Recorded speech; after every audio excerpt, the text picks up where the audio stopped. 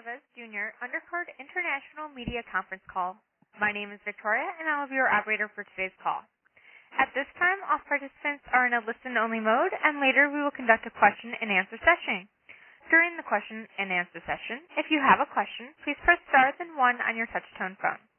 Please note that this conference is being recorded, and I will now turn the call over to Eric Gomez, President of Golden Boy Promotions. Eric, you may begin. Thank you. Hello to everyone. I want to thank everyone for joining us today on the International Media Conference Call for our undercard fighters on the exciting upcoming clash between Canelo and Chavez Jr. on Saturday, May 6th, T-Mobile Arena, Las Vegas, and live on HBO Pay-Per-View. With this incredible undercard, we've provided a perfect build-up, which will be by far and away the biggest boxing event in 2017 thus far.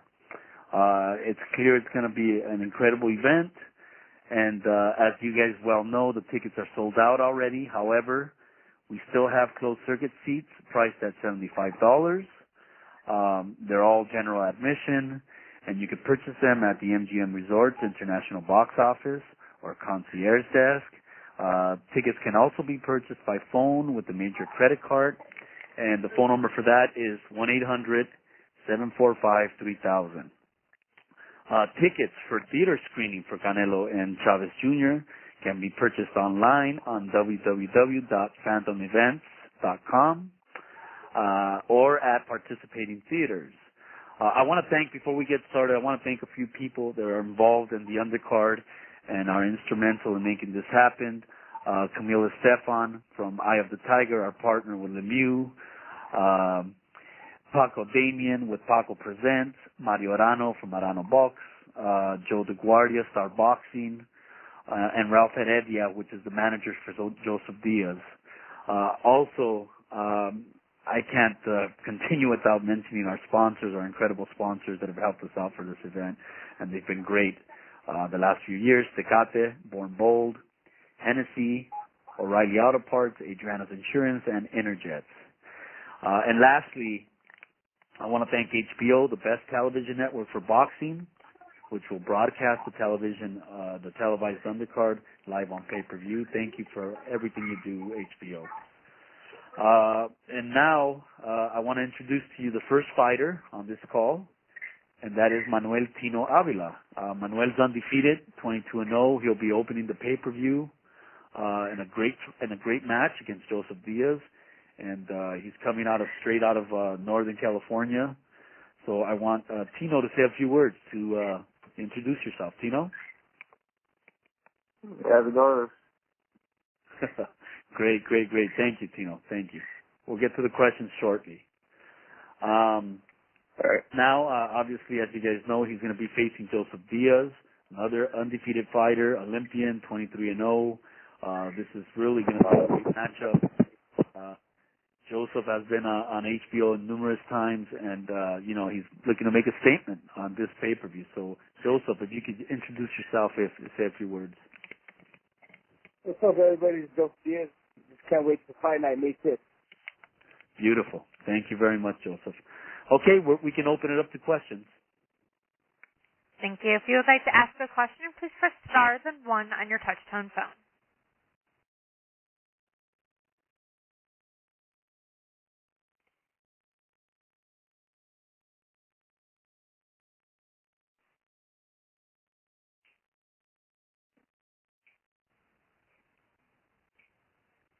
Okay, and our first question comes from Salvador Rodriguez from ESPN Deportes. Please go ahead. Hola a todos, Eric, saludos para Manuel Ávila. Manuel, ¿tú te imaginas siendo, no sé, un Miguel Berchel donde, bueno, pues obviamente es una buena prueba, pero ganándole a Joseph Díaz pudiera ser algo más grande, ¿no? Pudiera ser algo, incluso una pelea de campeonato del mundo para ti. The first, let me translate that, Tino. I'll translate it, and then we can do that. So he said this question is from Manuel Avila, Tino Avila. Obviously, this is a tough fight, fighting Joseph Diaz. It's a tall task, but obviously, I mean, the rewards are big. I mean, if you can beat someone like a Joseph Diaz, you'll be right in line for a world title. How do you feel about this fight? I feel good about this fight. I'm taking one fight at a time, focusing on this fight. And, after the 12 or 10 rounds that are done, whatever hand is raised, we'll go from there. No, que se siente muy bien por esta pelea. Obviamente va a estar listo, es una pelea dura. Pero lo que ha hecho ya este momento en su carrera, pelear varias peleas de 10 asaltos, se siente muy bien y listo para esta prueba. Claro, para ti, Eric, los ganadores del Undercard, estamos hablando de todos los Undercard, las 3 peleas principales, ¿pudiéramos hablar que los ganadores pudieran disputar un título del mundo en su siguiente pelea? Sí, obviamente, son peleas importantes, son peleas que pueden ser peleas estelares en otros eventos.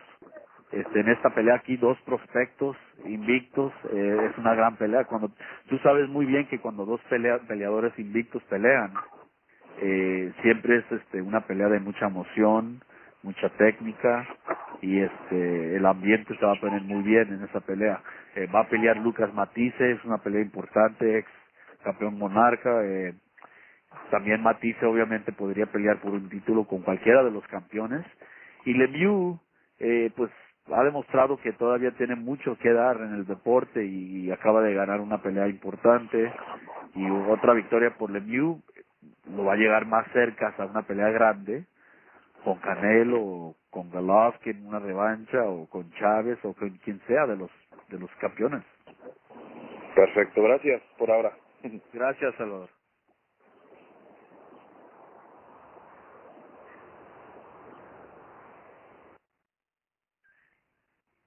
Once again, if you would like to ask a question, please press star, then 1 on your touch-tone phone.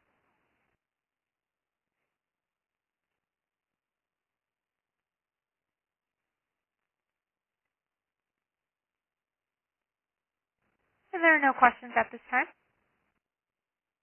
That's it. No more questions for both fighters.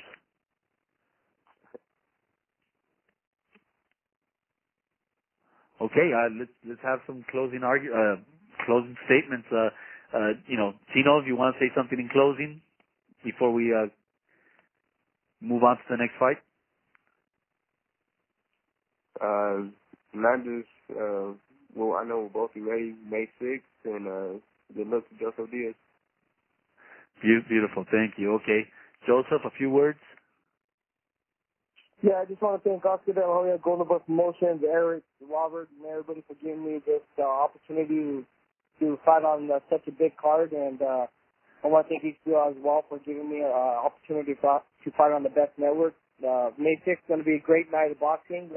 Manuel is going to be at his A game. He's going to put on a great fight, and I'm going to be 110% as well. So it's going to be a fight that nobody wants to miss, and it's going to be a very action-packed fight. So I'll see you guys all May 6th.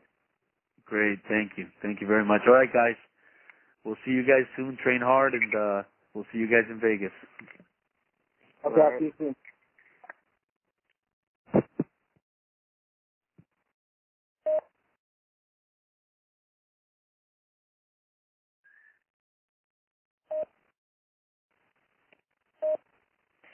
Antonio? Hola, Lucas. Okay, Lucas. Okay. Hola, ¿cómo estás? Bien, man. Okay. Mantente aquí, te van a anunciar un rato, ¿ok? Bueno. Okay. Vale.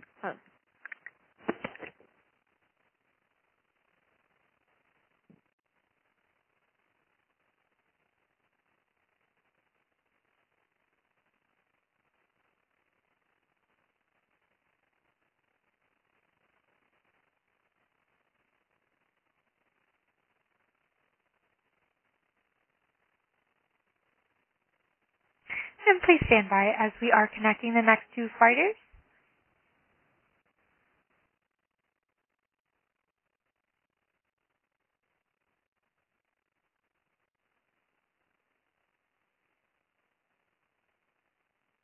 And we are connecting Emmanuel Taylor now. Thank you for your patience.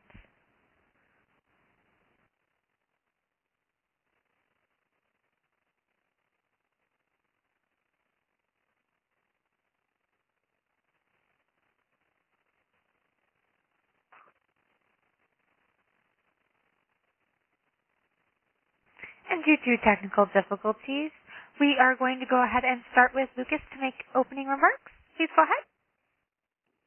Okay. I want to invite Lucas to say a few words. Obviously, Lucas, the machine Matthysse, with the record of 37-4. He's making his comeback fight. He's been off for a while. We're very excited for this fight. He's going to be fighting Emmanuel Taylor.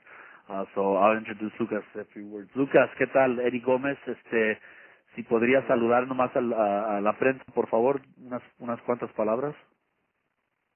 Sí.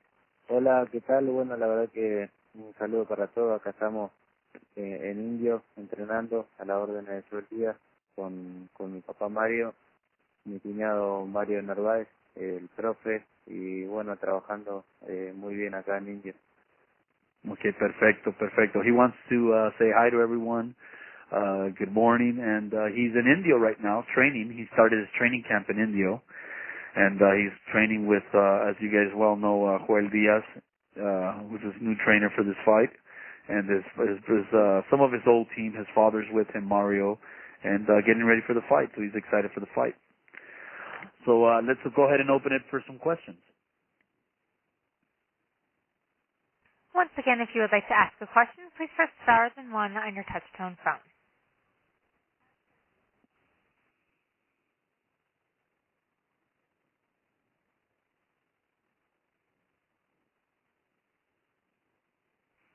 And our first question comes from Salvador Rodriguez from ESPN Deportes. Please go ahead. Hola Lucas, un saludo. Tengo un par de preguntas para ti. En este tiempo que estuviste fuera, ¿pensaste en ya no volver a combatir? ¿Pensaste en colgar los guantes, en retirarte?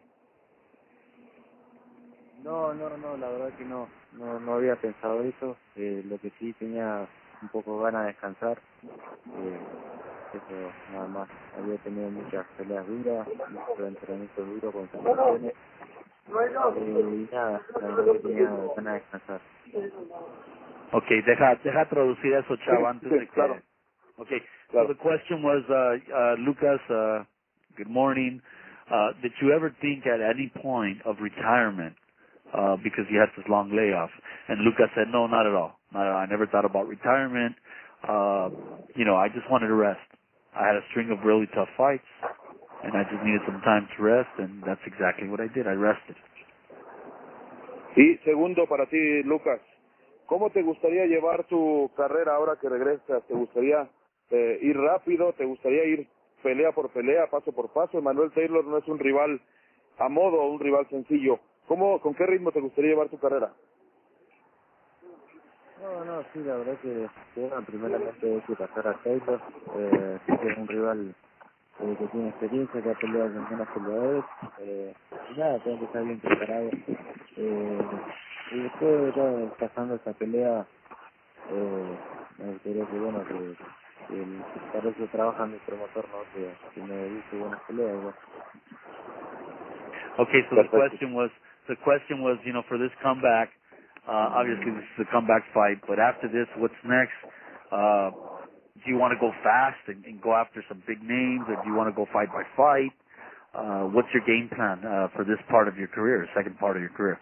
And Lucas basically said, look, this is, it's a comeback fight, but Emmanuel Taylor's a tough fight.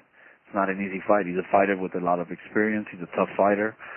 Look, after this fight, I'll sit down with my team, with my promoter, and see what's next. But right now, I'm fully concentrating on Emmanuel Taylor. ¿Cómo te gustaría a ti llevar la carrera de Lucas, Eric? ¿Cómo lo ves ahora que he platicado? Bueno, obviamente para nosotros esta pelea es importante, que es un nuevo peso y descansó bastante Lucas, entonces no es una pelea fácil. Emmanuel Taylor tiene experiencia, como lo dijo Lucas, y es un peleador duro. Entonces primero paso por paso, tiene que ganar esta pelea y nos vamos a reunir con él, con el equipo, con Mario Arano, y a ver exactamente cómo se siente a ver cómo se siente y de allí hacemos una decisión. Gracias. Okay, gracias. I'm told Emmanuel Taylor now is on. So I'm going to introduce him. This is obviously a fight that's in association with Star Boxing. So I want to thank Joe DeGuardia for helping us get this fight done.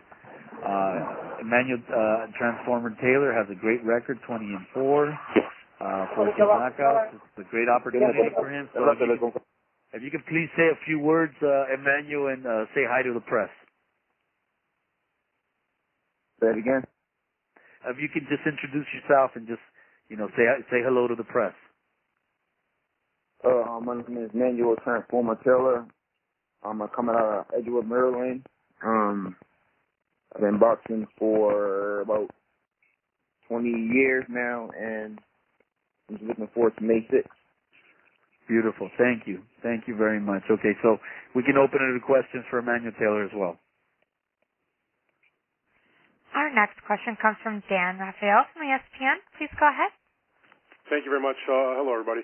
Eric, could you ask Lucas, he's coming back after his layoff to fight as a welterweight, and I was wondering if he could just talk about the particular reason why he elected to do the rise in weight. Was it a matter of struggling to make 140? Did he just see there being possibly better opportunities or bigger money or better opponents at 147 pounds? What was his main reason for the change in weight class? Okay, Lucas, la pregunta es para ti. Esta pelea estás regresando en 147 en welterweight. ¿Por qué hiciste la decisión de subir en peso? ¿Estabas batallando en bajar en 140 o nomás porque hay más oportunidades en ese peso? ¿Por qué decidiste cambiar de peso?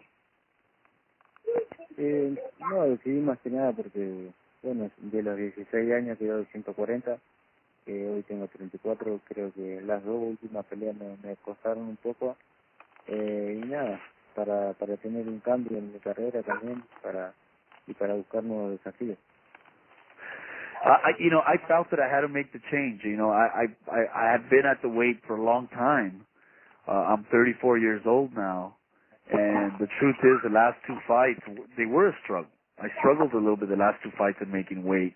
My body just felt that it was time to move up, and I'm feeling great right now. Eric, could you also ask him about, I know he took the long layup, but part of the reason was because of the orbit bone injury that he suffered in the last fight against Postal. Is that 100% healthy, and is he confident that, even if Emmanuel, hits him right on that spot, that he's going to be okay? Lucas, obviamente descansaste, pero también tuviste un problema con tu ojo. Tu ojo ya está bien, ya descansaste suficiente. ¿Está bien tu ojo? ¿Te sientes bien y seguro que tu ojo en esta pelea no puede haber problemas?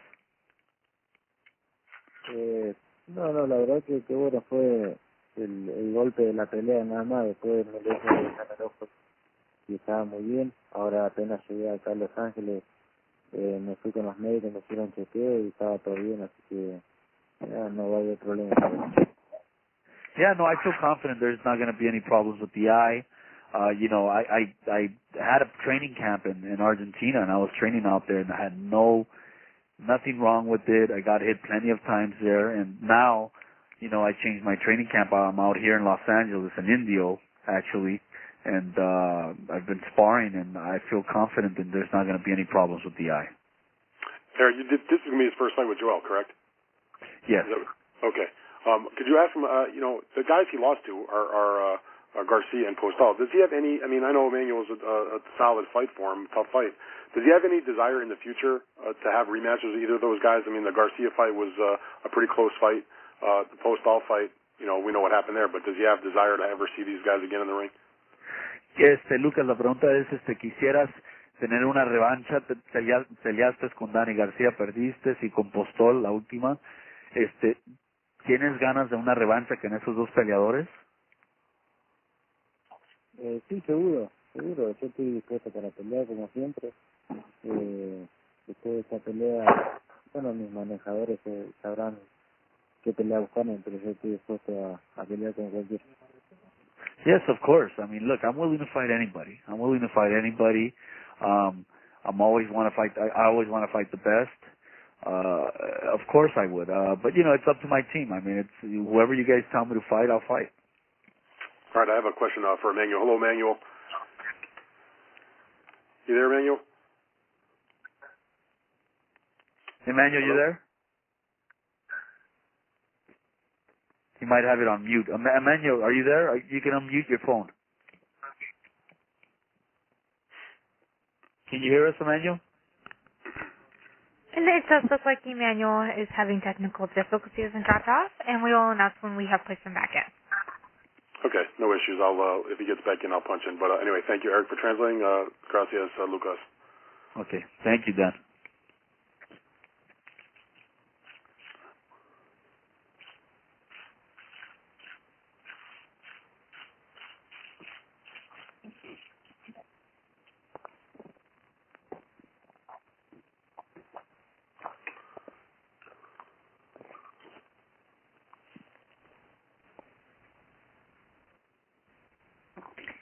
Okay, and our next question comes from Mitch Abramson from RingTV.com, and we do have Emmanuel back on the line.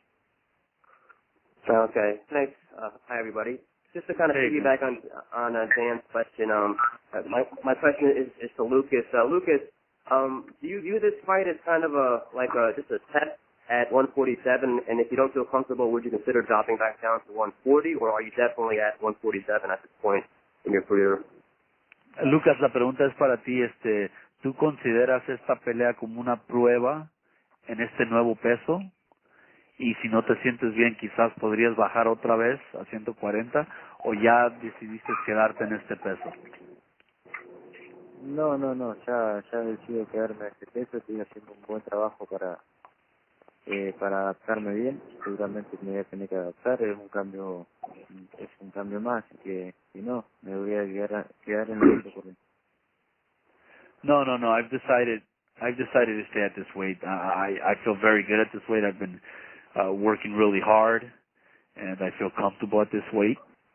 And I just to battle to get back down to 140. I don't think I have it anymore. And then just to follow up on that, Eric, welterweight is a very deep division. Pacquiao, Thurman, Garcia, Kell Brook, Spence. Can you ask him just how does he think he fits in to the welterweight division? As he climbs back into contention, how do you think that he fits? I guess alongside those other top hitters at welterweight. ¿Cómo te sientes, Lucas? ¿Cómo te sientes en esa división? Hay muchos campeones muy buenos, los que él nombró ahorita, Thurman, García y todos los campeones, Spence.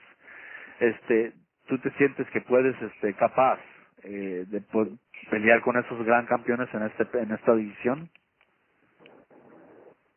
Sí, seguro. Me tengo mucha fe, mucha confianza. Creo que en la 140 he peleado con los mejores y le he demostrado que estoy de nivel, así que bueno, he tenido un desafío nuevo y ya creo que estoy preparado para pelear con García nuevamente, con Silva, con los mejores de la 147, que eso es lo que estoy buscando. No, of course I feel very capable at this weight class. I feel that I have a lot of confidence in myself, and I'm feeling really good at this weight class. So I can challenge anybody. I would love to fight Danny Garcia again, or I'll fight against Thurman, whoever it is. I feel very capable at this weight class. All right, thanks guys. Thanks, Eric. Thank you, Mitchie. And we have another question from Dan Raphael. Please go ahead. Thanks a lot. I wanted to ask Emmanuel a couple of questions. Hey, Emmanuel. Hey, how you doing? I'm good. Listen, obviously the bigger name in this fight is Lucas Matthysse, being the kind of bigger fights that he's had compared to you. You've got a lot of experience, though. I know you're coming to fight. I've seen you fight many times. How big of a deal would it be for you to get this fight where you're going to be the underdog but pull off this upset? It's a real big deal. I just want to get back in there and do my thing, do what I do best. Lucas Matthysse, he's a great fighter. He's real strong, real adorable. And I'm just looking forward to this fight coming up. I've been training hard, working hard, and this means everything in the world to me. I'm just real excited for this opportunity. Do you think that maybe you get him at the right time? As we've discussed, he's coming off of a lengthy layoff. He's coming off of a pretty tough injury in a KO loss, and maybe maybe just not as fresh as he once was. Maybe he will be a little bit rusty from the layoff, where you've maybe haven't been as inactive as he have, even though it's been a little while since your last fight. But do you feel like you might get him at the right time and be able to get him get the win here? I think I got him at the perfect time. He's coming off of a KO loss, eye injury. His last fight before that, when he was in the war. So I think I caught him at the right time right now, because the long layoff, like you said, and it's the perfect timing for me. Perfect. Now, his big weapon, if anybody who's watched his fights knows that Lucas is a big puncher. Have you thought about or discussed with your team how to deal with the probability that you're going to get hit with a good, clean shot? Of course, in camp, we watched a lot. My coach watched a lot of tapes on them. We got different tactics I'm going to use in this fight, and we got a great plan for this fight. A great plan. So if we get hit with a big shot, we know how to recover. It'll show in the fight. It'll show in the fight how we've been working on things and how everything is going to play out in our favor. And one thing, he's going up to welterweight, made his announcement that this is where he's going to campaign at this point forward. You have been a guy that's fought maybe a little bit close to welterweight, maybe at welterweight once or twice, mainly 40, 42. What's your weight class where you, I know you took this fight at welterweight, where do you want to fight regularly? Is it at welterweight from now forward? Is it going back to 140 after this fight, depending on what happens? Is it somewhere in the middle? What are you as far as your weight division? I fought at welterweight about 3 times, and I fought a durable guy at welterweight. So it don't matter, welterweight or light welterweight. If the opportunity presents itself at welterweight, I'm gonna take the opportunity again. So it don't matter, welterweight or light welterweight. I can make both. I got you. All right. Thank you very much, Manuel. Good luck to you. Appreciate it. Thanks, guys. Thanks. Our next question comes from Keith Idec from BoxingScene.com. Please go ahead. Yes, my first question is for Emmanuel. Emmanuel, I was just wondering if you could tell us who the biggest puncher you fought is so far.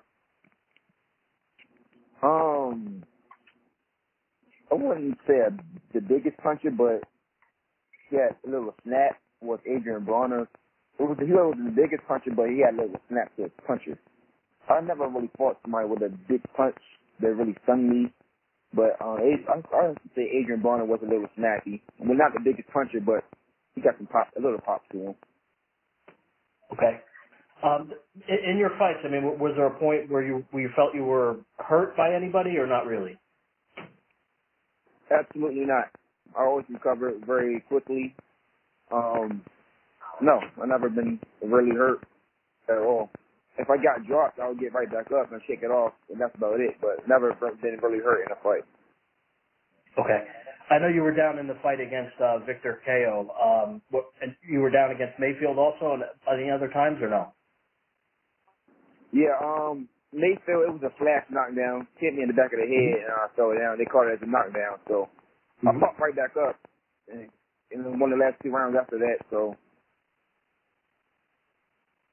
okay, those knockdown, and when I fought Mayfield. And those were the only 2 times? Say it again? Those were the only 2 times? Yeah. Okay. Nah, 3 times. Him, it was Kareem, AB, and Victor Ko. Okay. All right, great. And I actually have a question for Eric, if you could. Eric, what do you, I know obviously this is not an easy fight for Matthysse, especially coming off a long layoff, but what are your hopes for him in this comeback? Look, obviously, we're not looking past Emmanuel Taylor. Emmanuel's a very tough guy.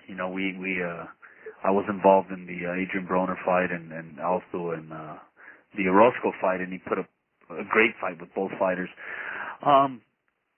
Just it depends how he looks. It depends how he looks. If he struggles, then he might need a tune-up after this fight. He might need a tune-up, and if he looks sensational and great, then we're going to sit down and go after any of the champions. Lucas Matthysse has a great name. He's a fan-friendly fighter.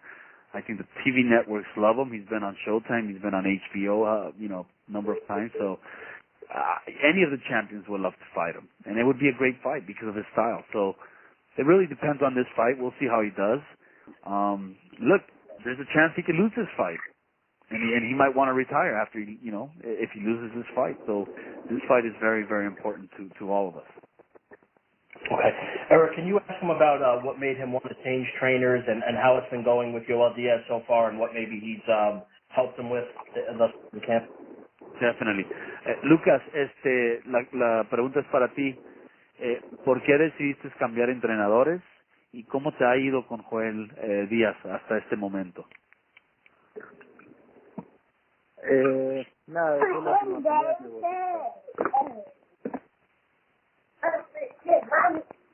Adelante, Lucas. Hola. Sí. Me volví para TstreeT, de donde soy yo. Así que nada, empecé a trabajar con mi papá, con mi cuñado, para que mí me iba a volver más y nada, y ahora quería venir a cerrar el campamento acá con Joel, que lo conozco, que trabaja en serio, y nada, estamos trabajando bien. So he said basically he decided to go back to his roots and he went back home to southern Argentina and Trelew, where he's from, and he started working with his dad a little bit, who's the first person that started him, in boxing. And then he made the decision to just change. He wanted something different, and he came out here to work with Joel Diaz. He was recommended, and so far it's been great. They've been working really good, and he's been learning a lot. Eric, can you ask him who recommended Joel to him? What's that? Can you repeat that, please? Could you ask him who recommended Joel Diaz to him? ¿Quién es la persona que te mencionó Joel Díaz, Lucas? ¿A mí? Sí. ¿Quién es el que lo recomendó? No, yo, la verdad que esa fue idea mía. Yo había estado preparándome aquí en Indio para la pelea de García y nada, vi cómo trabaja y por eso mismo yo quise venir a trabajar con él. It was his decision. It was Lucas's decision. He decided to work with Joel Diaz. He did a training camp for the Garcia fight, for the Danny Garcia in Indio, and he trained out of the same gym where Joel is. And through that training camp, he saw some of the things he was working on, and he kind of liked the way he was working with other fighters. So that's the reason why he decided to go with him.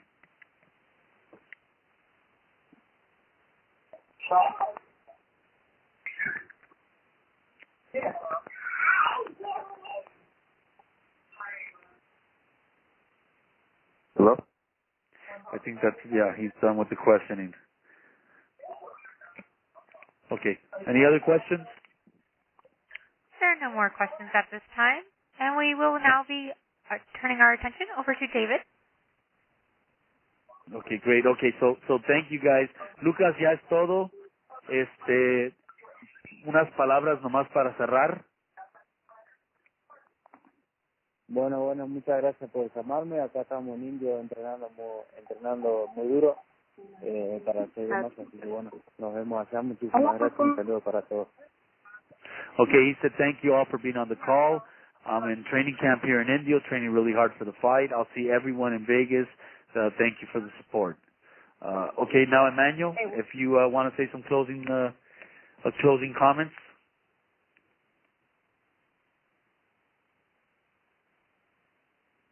Emmanuel?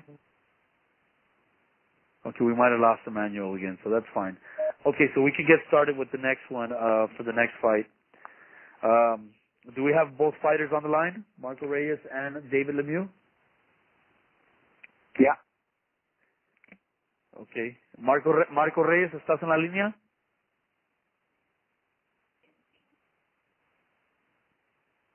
Marco, you may be muted. Excuse me? David Lemieux here. Okay, David's there. Okay, great, David. Thank you, David. But is Marco on? Marco Reyes?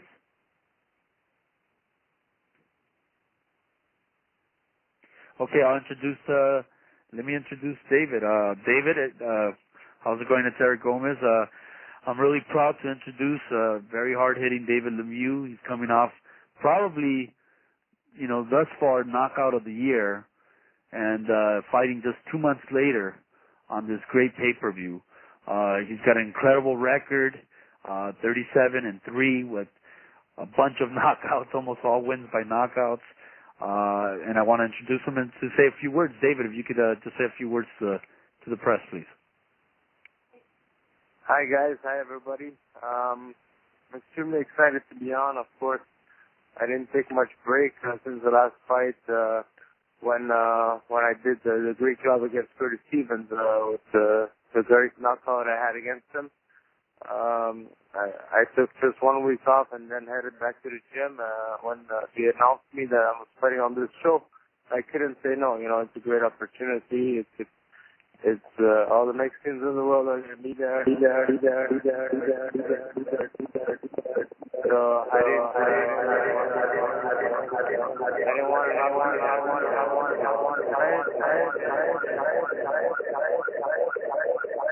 There's like an echo.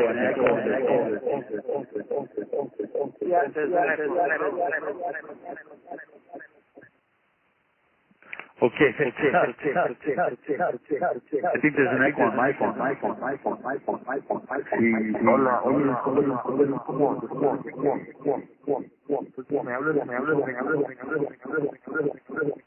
Hello?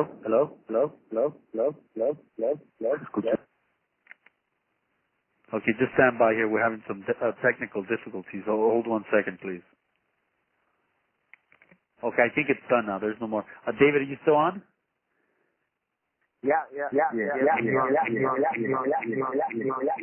Oh, it's back. Okay. Okay, David, I think, let me see. David? Yeah. Okay, there was a little bit of an echo. Let's go ahead and open it up to questions, please. Okay, and our first question. We have a question from Terrell Van from FightView360.com. Please go ahead. Can you hear me? This question is for David. Can you hear me? Yeah, I can hear you. How you doing? My question for you is this. Now, Marcos Reyes fought Chavez Jr. at 168 pounds, or the catch weight was 170. My question to you is this, actually two parts. What weight is this fight going to be at, and in the future, will you be going to or staying at 168? If so, how soon? I'll be staying at 160. This fight's going to be actually at 163. That's the catch weight. The weight is not going to be an issue. We just had a fight at 160, so which I made 159. So it's going to be a catch weight at 163. And that's the weight for this fight. But I'm a middleweight. I'm going to stay at middleweight. Okay, final question. This is going to be your second fight this year. Is the goal for, if you win, to return in the fall or possibly early winter? And if so, possibly against who? You know what? We wanted to stay active, and that's what we're doing. Of course, the ultimate goal is, as Oscar announced it, to fight the winner of the Canelo-Chavez, which Canelo is on the radar, of course. But first we have Marcos Reyes to take care of, which I have no doubt that we're going to do a good job with. Okay, thank you. Good luck. Thank you. Just as a reminder, if you would like to ask a question for David and Marco, please press star 1.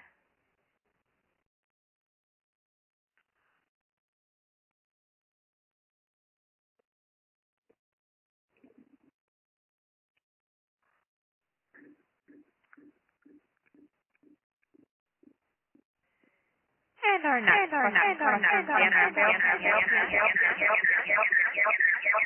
Hello?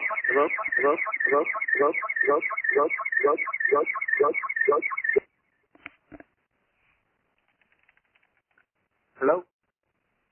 Okay, now it's off. It's someone's phone is messed up with an echo, but go ahead, Dan.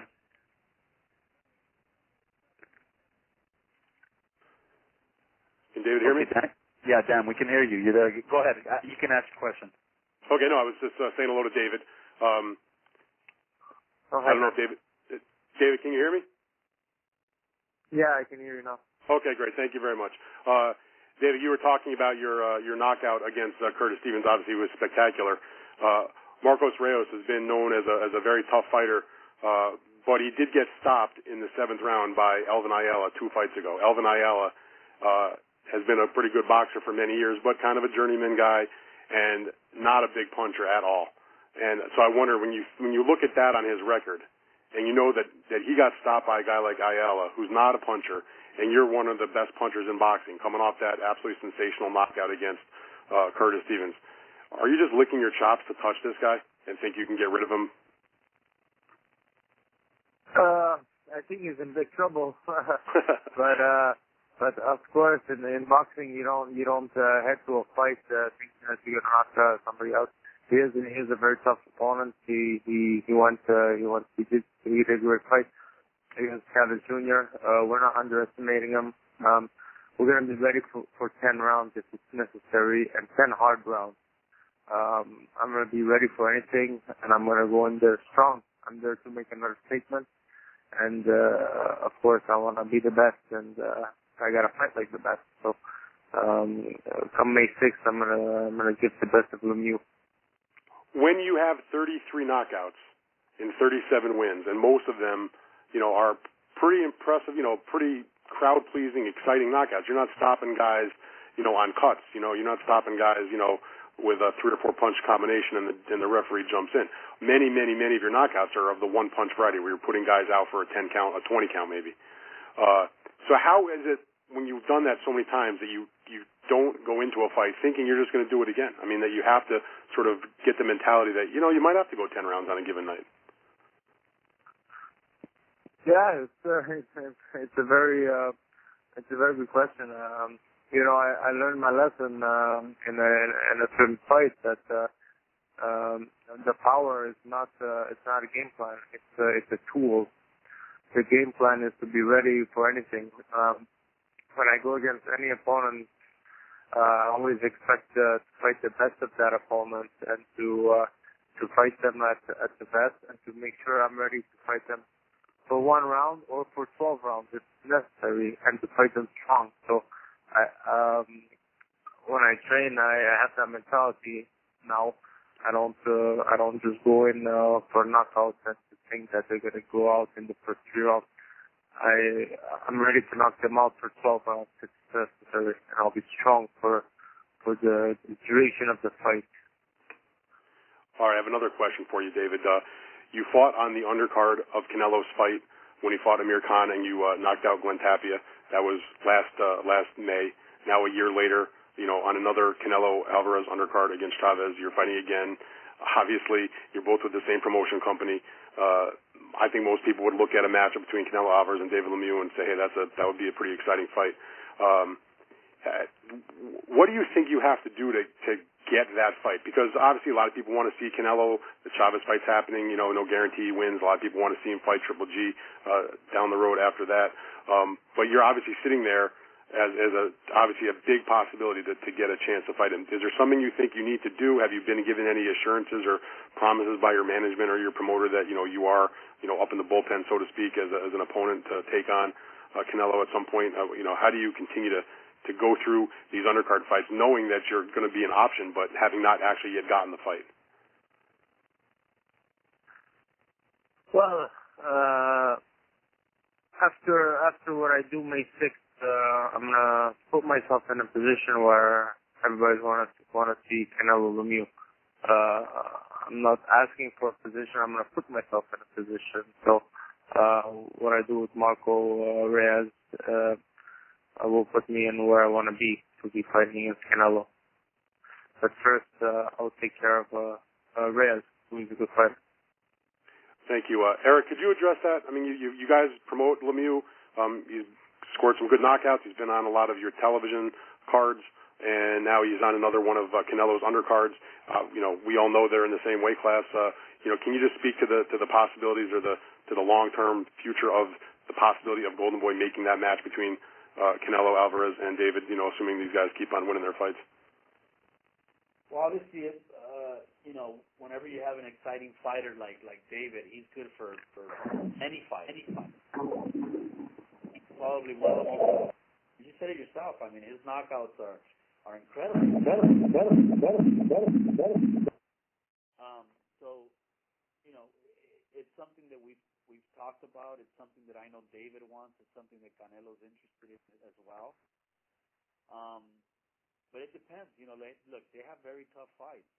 Chavez Jr. fight for Canelo is not a walkover. It's going to be a tough fight. He's moving up in weight. He's fighting a big guy, possibly a light heavyweight. And then David has a tough fight too. So there's possibilities.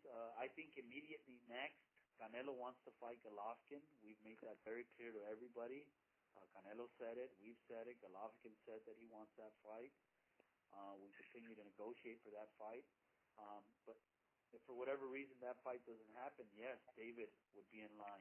He would be in line. And it's very exciting. We got so many calls after his knockout, Dan. We got calls. We got emails, social media. Everybody wanting to see David fight Canelo. It was incredible. But that's what David's all about. When he has those highlight knockouts, he gets so many people excited.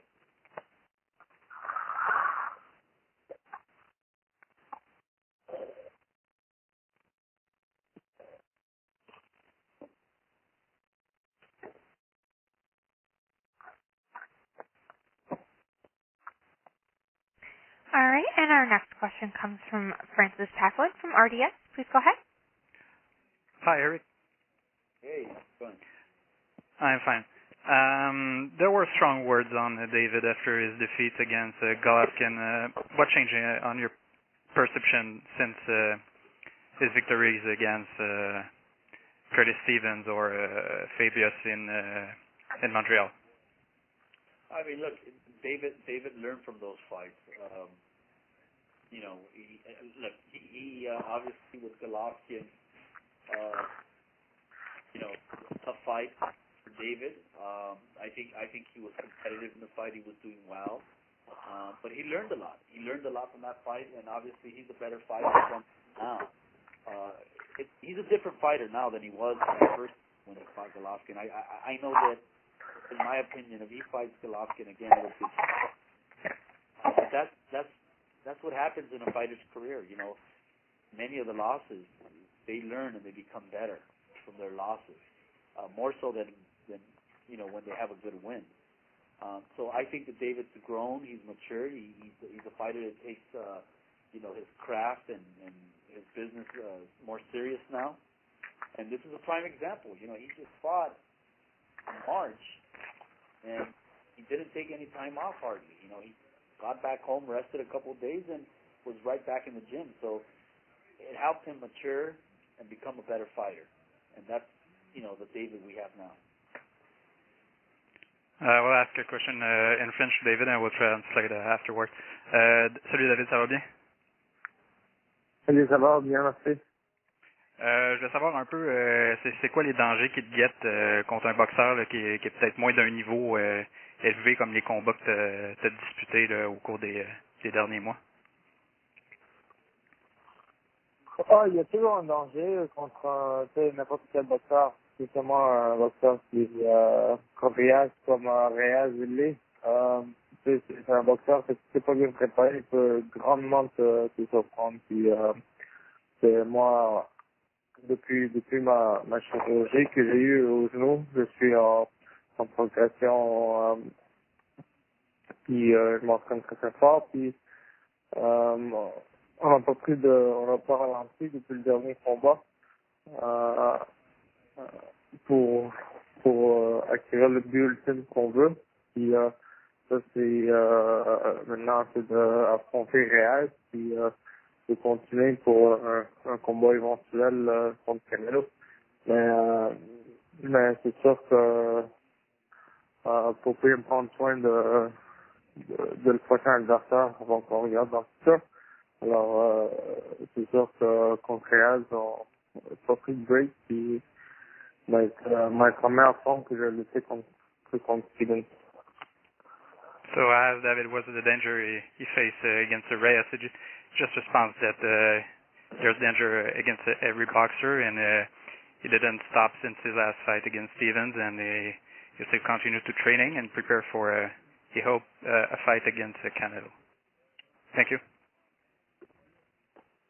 Thank you very much.